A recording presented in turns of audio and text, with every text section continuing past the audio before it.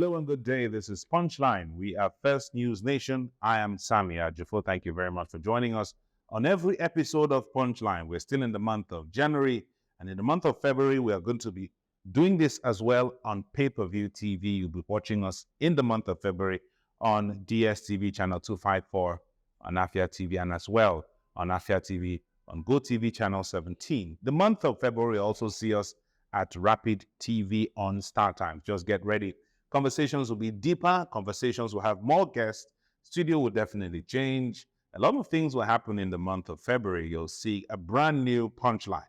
But until then, thank you very much for joining us. Facebook, Twitter, Instagram, YouTube, or Facebook, X, Instagram, YouTube, LinkedIn, TikTok is where you could find episodes of all our shows. You could also interact with us and tell us what you think about episodes of our shows on our WhatsApp. It's open for interaction. You could say your mind. Go and look for us at First News Nation on your own phone. Yes, you could look for channels. It's in your WhatsApp. Just look for channels and type First News Nation. Hopefully we'll show up. If we don't show up, it's a Nigerian factor. Let's go for a very short break.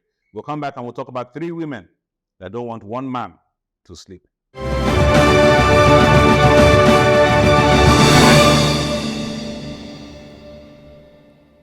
3 women are causing President Tinubu to have sleepless nights.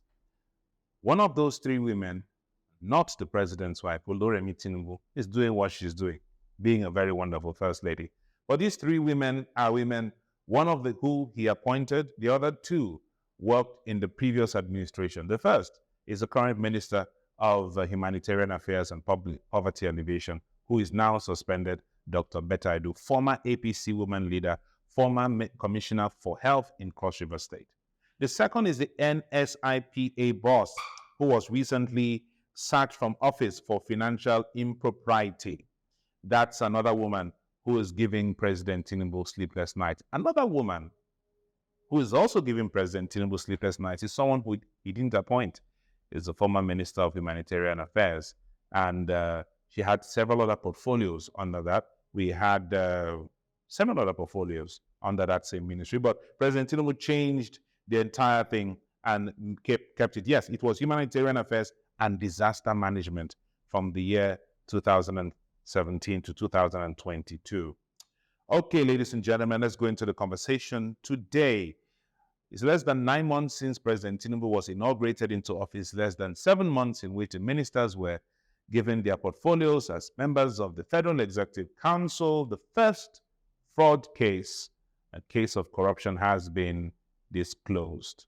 And there's something a former senator of Kano State said, that the opposition in Nigeria today is not PDP, neither is it Labour Party. The opposition is anybody with a phone. That is APC's opposition as we speak today. So the case of Betta Edu came out from a leaked memo that was showing that she requested Accountant General of the Federation to transfer 585 million naira to a private account. I'm wondering whether it is the transfer to the private account that is a problem, or is the 585 million naira that's a problem, or that Betta Edu can transfer money. Which is the problem of Nigerians? Several issues around that. This scandal broke open because of the leaked memo. The money that we're talking about was designated for vulnerable groups in several states in Nigeria, including Cross River, Akwa Ibom, Lagos, and Ogun states. 585 million was earmarked for that. I must also state that this money is called the Renewed Hope Grant for Vulnerable Groups, which means the money was signed by the presidency. The money is part of the president's intervention funds to help vulnerable groups. So, was Betta Edu wrong in transferring that money? No. However, the question is a problem that the money went into a private account. The account holder is supposedly the project accountant for that particular project. Now, the spokesman for the ministry and the spokesman for the embattled minister has stated, it's normal. It's normal. In the ministry, it's normal to send money from government coffers to a private account. I also tell you, I've witnessed it and it's true. However, there is a ministry rule in the civil service, section 713 or so, that states that if anyone transfers money from a government coffers to a private account, we should deem it as fraudulent, and it has a very fraudulent motive. That's what it means.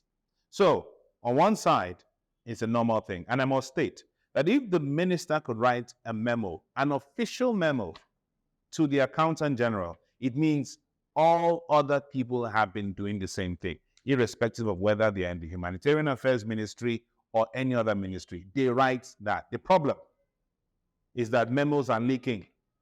I've never seen memos leak since Nigeria's ascent to democracy that it has leaked from the year 2015 to now.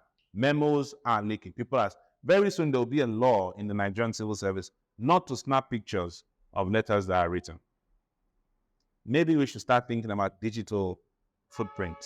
Maybe to stop all the leakages. But of course, this is a Nigerian system. We must use paper or else we'll not get to heaven. That's how it is. So the money that was transferred has raised questions. And I believe that Betta Edu is a scapegoat. I believe she's a scapegoat. I believe President Tinubu is bowing to pressure given by social media critics and Nigerians alike who are wondering, how could this happen? How could you transfer money to a private account, even though we know in the Nigerian system it is normal?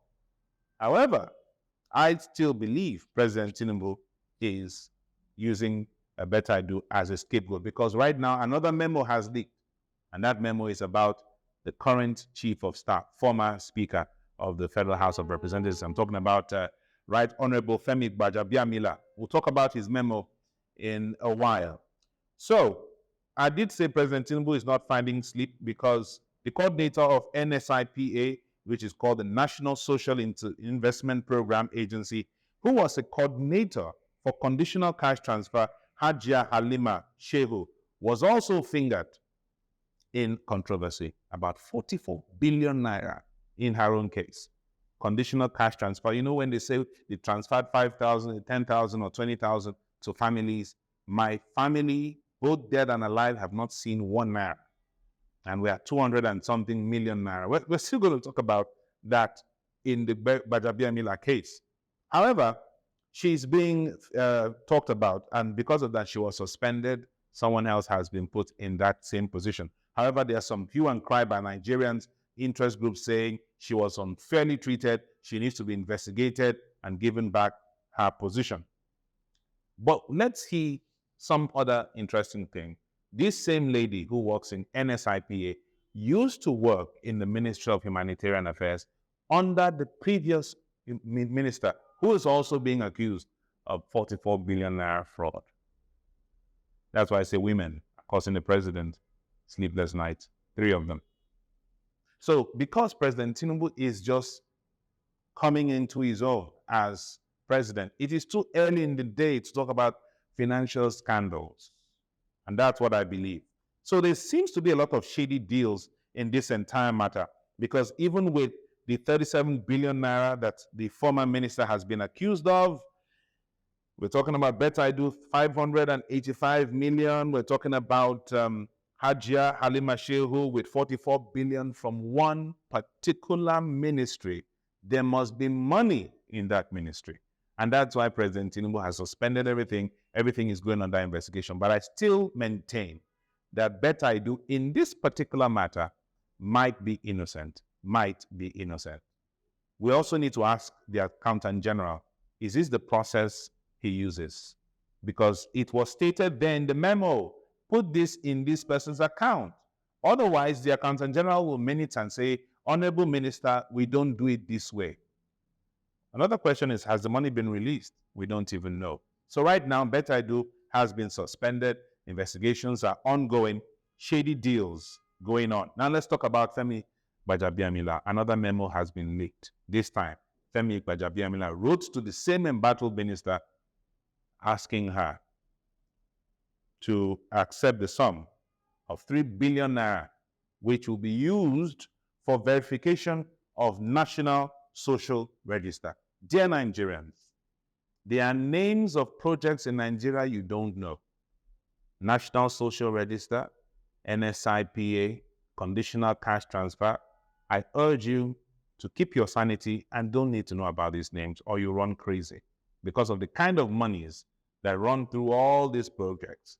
Now, this is called the National Social Register, and it happened under President Muhammadu Buhari's administration. I believe he was trying to do what is happening in the United States, where everyone has a social security number. Now, 3 billion naira was diverted through Betta Edu's ministry on the request of the Chief of Staff.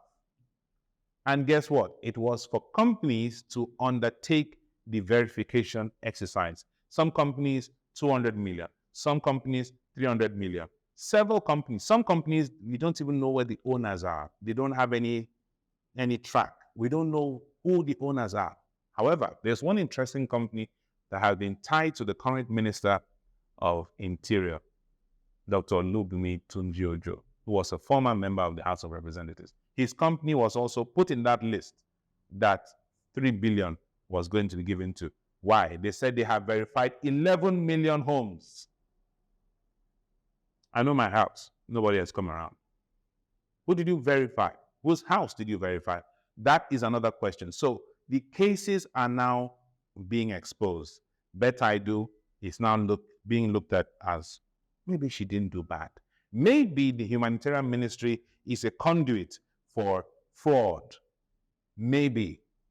And the investigations might reveal some untoward practices. I still maintain that there are ministries in Nigeria that are totally unnecessary. This is one. The Ministry of Humanitarian Affairs, Ministry of Women Affairs, very useless, should be removed.